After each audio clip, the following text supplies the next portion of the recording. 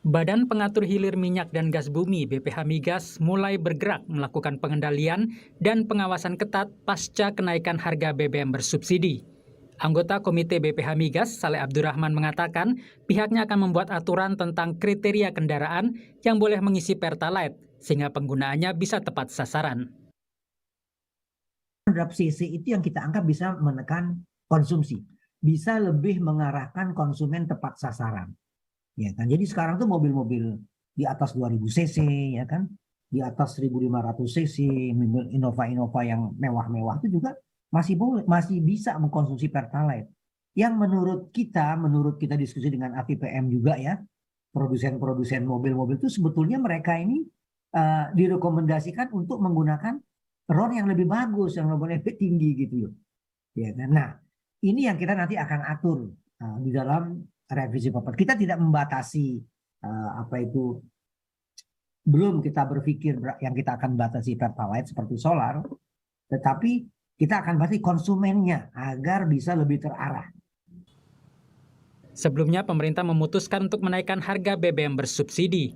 Salah satu alasannya karena 70% subsidi BBM justru dinikmati kelompok masyarakat mampu.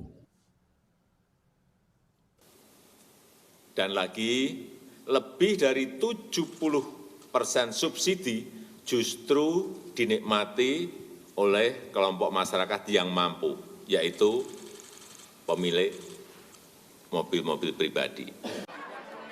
Untuk meringankan dampak kenaikan BBM terhadap masyarakat, pemerintah menyiapkan bantalan sosial untuk menjaga daya beli masyarakat. Ada 3 jenis bansos yang disiapkan. Pertama, bantuan langsung tunai untuk 20,65 juta keluarga penerima manfaat. Besar bantuan Rp600.000 dan diberikan 2 kali, masing-masing Rp300.000. Yang kedua adalah bantuan subsidi upah untuk 16 juta pekerja dengan gaji Rp3,5 juta per bulan. Bantuan yang diberikan sebesar Rp600.000. Kemudian ada bantalan sosial Pemda yang diambil 2% dari dana alokasi umum dan dana bagi hasil. Besar bantuan Rp2,17 triliun untuk pengemudi angkutan umum, ojek online, dan nelayan. Menteri Keuangan Sri Mulyani menyebut pembagian bansos ini diharapkan bisa mengurangi bertambahnya jumlah penduduk miskin akibat kenaikan harga BBM bersubsidi.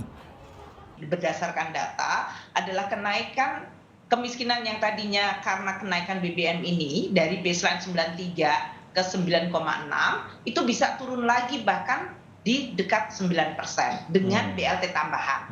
Karena tadi kelompok yang miskin atau yang rentan itu diberikan daya beli tambahan sehingga mereka bisa mengabsorb shock akibat kenaikan.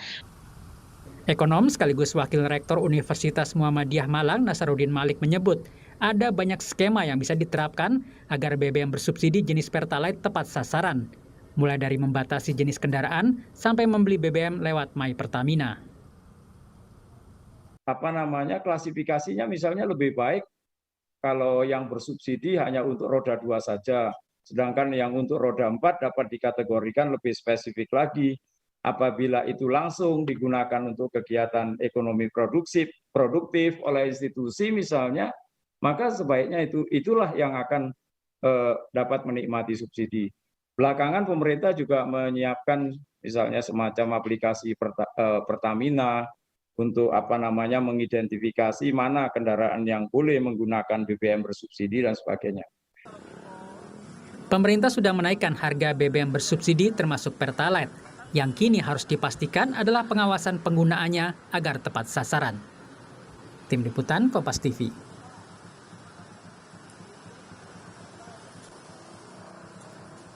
Saudara, pasca kenaikan harga BBM, apa yang harus dilakukan pemerintah? Penyaluran dan pemanfaatan BBM bersubsidi, salah satunya Pertalite, bisa tepat sasaran.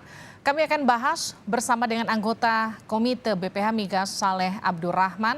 Pak Saleh, selamat malam. Selamat malam Mbak Livi, apa kabar? Kabar baik Pak Saleh. Saya juga akan sapa Direktur Eksekutif Energy Watch, Pak Mamit Setiawan. Pak Mamit, selamat malam, apa kabar? Selamat malam Mbak Livi, selamat malam Pak Saleh. Baik, selamat malam juga. Saya akan ke Pak Saleh dulu. Pak Saleh, ini kalau harga BBM subsidi sekarang faktanya sudah naik, peran BPH Migas bagaimana melakukan pengawasan agar tepat sasaran? Kalau pengawasan kami terus ya Mbak Livi ya, para pemirsa. Jadi sebenarnya kalau kita di BPH Migas itu ada beberapa skema pengawasan yang kita lakukan. Ya kan. Yang pertama itu pengawasan rutin. Jadi setiap awal bulan itu kami melakukan komunikasi rapat dengan badan usaha, ya kan. Kami nanti bekerja sama badan usaha, berapa penyaluran BBM bulan ini kira-kira gitu. Kemudian yang kedua, kalau ada masalah pada saat pengawasan rutin itu, bisa-bisa nanti sebagian tidak kita bayar, tidak kita berlakukan sebagai JBT misalnya untuk kasus solar ya. Kemudian juga kami melakukan pengawasan di lapangan tentu saja. Kita pergi ke lapangan melihat dari berbagai informasi maupun uji petik itu, beberapa daerah yang kita perkirakan ada potensi terjadinya penyalahgunaan kita datangi. Yang ketiga tentu kita bekerja sama dengan APH, aparat penegak hukum, Mbak ya, untuk melakukan pengawasan, dan ini sekarang tambah intens. Jadi kami misalnya sudah melakukan PKS ya, perjanjian kerjasama dengan Polri, perusahaan RI, dan juga misalnya kami juga secara rutin setiap bulan itu memberikan keterangan ahli ya kepada kepolisian RI terhadap temuan-temuan di lapangan, ya kan. Apabila ada penyalahgunaan BBM, penangkapan, kita bisa dipanggil oleh Polri untuk diminta keterangan. Oke. Itu beberapa pengawasan yang kita lakukan, Mbak Livi. Baik, saya ke Pak Mamit. Pak Mamit, pengawasan yang dilakukan oleh Pak Saleh dan kawan-kawan ini apakah sudah cukup optimal kalau menurut Pak Mamit, ataukah memang ada skema lain yang seharusnya bisa dilakukan atau bisa ditambah? Ya, saya kira apa yang dilakukan oleh teman-teman di BPH Migas ya memang itu adalah tupoksi dari mereka ya. Sudah tugas dan tanggung jawab daripada BPH Migas untuk melakukan pengawasan terhadap BBM subsidi. Hanya saja memang kondisi saat ini kan BPH Migas itu tidak dalam posisi yang bisa melakukan penindakan secara langsung. Mereka lebih banyak pada melakukan pengawasan dan juga tetapi tidak sampai melakukan penindakan ataupun hukuman kepada para pelaku yang memang melakukan penyelewengan. Makanya seperti yang tadi disampaikan oleh Pak Saleh, BPH Migas sudah berkoordinasi bahkan MOU dengan Kepolisian Republik Indonesia, mungkin juga dengan TNI Polri, dengan Tentara Nasional Indonesia. Saya kira juga harus melakukan MOU karena terutama untuk teman-teman di Angkatan Laut yang memang itu justru adalah wilayah yang sangat rentan sekali dan rawan terjadinya penyelewengan. Jadi saya kira ini memang harus lebih diintenskan dan lebih dimasifkan lagi. Selain itu juga saya kira BPH Migas memang harus kalau bisa sih bisa menambah personil agar memang pengawasan ini benar-benar sampai ke daerah-daerah dan benar-benar tepat sasaran. Karena saat ini kan kuncinya adalah di BPH Migas menurut saya, bahwa tulang punggung dari pengawasan ini adalah BPH Migas karena memang ya itu adalah bagian daripada tugas BPH Migas. Pertamina kan hanya sebagai badan usaha yang diberikan penugasan oleh pemerintah. Jadi mereka pun tidak bisa dan tidak serta-merta bisa melakukan penindakan ataupun penindakan terutama ataupun melaporkan jika memang adanya penyelewengan terhadap penggunaan daripada bahan bakar subsidi ini, Mbak Livi. Oke, tapi kalau Pak Mamit sendiri melihat setelah kemudian sekarang harga BBM subsidi ini naik, apakah kemudian ada jaminan penyaluran BBM bersubsidi ini bisa lebih tepat sasaran, artinya pengawasannya juga akan lebih optimal setelah dinaikkan harganya? Sampai sejauh ini sih saya melihat belum mengarah ke arah sana ya. Bahwa sampai saat ini saya sejujurnya Mbak Livi masih menunggu yang namanya revisi Perpres 191 2014 terkait dengan adanya pengawasan ataupun pembatasan penggunaan Pertalite bagi masyarakat umum. Yang saya khawatirkan saat ini teman-teman Pertamina sudah melakukan uji coba terhadap ataupun pembatasan terhadap penggunaan konsumsi Pertalite ya sebesar di mana kalau tidak salah 120 liter per hari. Ini yang saya khawatirkan karena kenapa? Teman-teman Pertamina ini bergerak belum ada dasar hukumnya. Teman-teman Pertamina belum ada satu perundang-undangan, satu aturan yang menyatakan bahwa Pertalite ini bisa dibatasi. Berbeda dengan solar ya. Solar sudah ada kita di dalam Perpres 191 2014, bahkan sudah ada juga SK dari Kepala BPH Migas yang mengatur mengenai jumlah untuk ataupun jumlah pengisian per kendaraan. Tetapi Pertalite ini belum ada. Oleh karena itu saya agak khawatir jangan sampai nanti terjadi adanya konflik di lapangan antara petugas SPBU dengan masyarakat ketika ada pembatasan terhadap penggunaan konsumsi Pertalite yang saat ini 120 liter per hari misalnya. Karena kalau tidak salah rilis dari teman-teman Patraniaga sudah menyampaikan akan sedang dilakukan uji coba. Nah ini yang menurut saya perlu dipastikan dulu dasar hukumnya seperti apa untuk Pertalite ya Mbak Livi ya, untuk Pertalite ini. Jangan sampai nanti teman-teman Pertamina bergerak, mereka sudah melakukan pembatasan, tetapi nanti ada pihak-pihak menyatakan sampai sejauh ini belum ada perundang-undangan, belum ada dasar hukum yang mendukung bahwa Pertamina mempunyai hak untuk melakukan pembatasan. Pertamina ini kan sebagai operator ya, sebagai badan usaha. Harusnya menurut saya, misalnya taruhlah Pak Saleh atau Kepala BPH Migas yang mengeluarkan satu edaran ataupun surat keputusan mengenai pembatasan penggunaan Pertalite. Nah, tapi kan pertanyaannya apakah BPH Migas siap untuk itu? Sedangkan aturan tertingginya saja mengenai revisi Perpres 191 2014 yang mengatur terkait dengan pembatasan Pertalite ini belum ada. Jadi saya kira saya khawatir saja jangan sampai nanti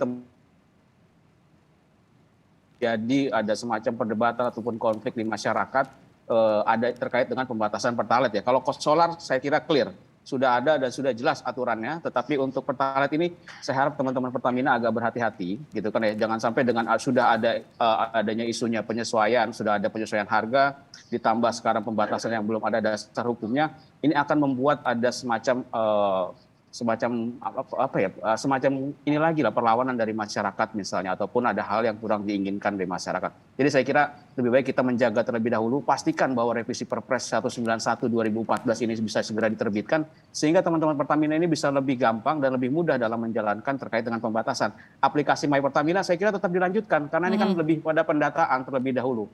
Jadi Pertamina melakukan pendataan sampai nanti ketika dasar hukumnya sudah ada, ini lebih mudah untuk dilaksanakan. Tidak seperti saat ini langsung diuji coba, sedangkan dasar hukumnya belum ada. Ini yang saya khawatirkan sih Mbak Livi. Oke, ini kan memang kalau misalnya kita bicara soal revisi Perpres 191 2014 itu kan masih butuh waktu. Masih ada kemungkinan faktanya di lapangan disparitas harga dengan harga BBM perekonomian, katakanlah seperti itu. Saya mau ke Pak Saleh. Pak Saleh, jadi artinya kalau sekarang sudah ada aplikasi My Pertamina yang digadang-gadang bisa men-screening paling enggak siapa yang berhak, siapa yang nggak berhak untuk menggunakan BBM bersubsidi. Kalau Anda sendiri melihatnya ini cukup efektif nggak sih Pak? Jadi begini, jadi memang kita sejak lama itu ya, persoalan kita itu di sistem bagaimana cara kita subsidi tepat sasaran, apa tools yang kita bisa gunakan, ya kan? Bagaimana cara kita? Nah, salah satu cara yang kita pandang paling efektif itu adalah dengan sistem digitalisasi. Sistem digitalisasi ini dalam 10 tahun terakhir ini kan berevolusi terus. Nah, My Pertamina ini Mbak Livi ya, merupakan satu instrumen yang kita pandang akan sangat efektif ya untuk mengarahkan subsidi tepat sasaran. Harus registrasi, ya kan? Nanti ditulis di situ siapa yang berhak, nomor polisinya berapa, NIK-nya berapa. Nggak bisa lagi tuh diselewengkan lah kasarnya begitu. Contoh misalnya yang kita temukan di solar. Sekarang di beberapa tempat, Mas Mamit, Mbak Livi juga sudah mulai berlaku. Jadi solar itu ketika mereka sudah mendaftar di My Pertamina, sudah connected antar SPBU, maka nggak bisa lagi orang-orang mengisi berulang. Kalau sekarang kan masih bisa nih. Jadi saya udah ngisi 200 liter misalnya atau 60 liter yang mobil pribadi di SPBU A. Kemudian saya pindah lagi ke sebelah, jangan ngisi. Nah, kalau kita registered di My itu akan sangat efektif dan banyak penyelewengan yang kita bisa cegah. Jika oleh sebab itu tadi Mas Mamit saya mengatakan ya memang kita himbau ya masyarakat atau konsumen yang berhak itu untuk segera mendaftar. Registrasi bukan bicara pembatasan, ini mendaftar dulu di sistem registrasi My Pertamina itu akan sangat membantu kita untuk menuju ke subsidi tepat sasaran Mbak Livi. Oke, tapi kalau targetnya sendiri kira-kira bagaimana kemudian melihat ini aplikasi yang tadi Anda katakan Pak Saleh ini akan sangat membantu, ini akan sangat optimal untuk kemudian men-screening mereka yang layak tidak layak mendapatkan BBM bersubsidi. Ini kapan kita bisa lihat hasilnya nanti? Kalau sekarang masih dalam tahap pendaftaran, tahap katakanlah sosialisasi begitu.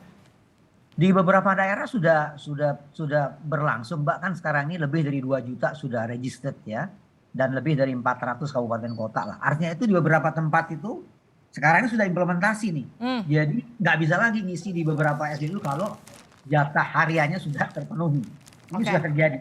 Nah, jadi tadi memang untuk Pertalite seperti disampaikan Mas Mami tadi itu memang kita masih menunggu ya, revisi Perpresnya. Tentu pemerintah presiden dalam hal ini mempertimbangkan banyak hal. Jadi menurut saya kita tunggulah kapan Perpres itu terbit sehingga dasar itu bisa digunakan oleh kami BPH Migas itu mengatur siapa yang berhak, CC berapa yang berhak untuk mendapatkan Pertalite misalnya. Seperti itu kira-kira Mbak Livi. Baik, tapi sambil menunggu karena revisi Perpres 191 2014 itu masih butuh waktu nampaknya. Jadi sementara ini kita juga tetap harus sama-sama mengoptimalkan pengawasan supaya BBM bersubsidi ini akan tetap atau akan selalu tepat sasaran begitu kira-kira. Terima kasih Pak Saleh, terima kasih Pak Mamit waktunya untuk malam hari ini di Sapa Indonesia Malam. Sehat-sehat selalu.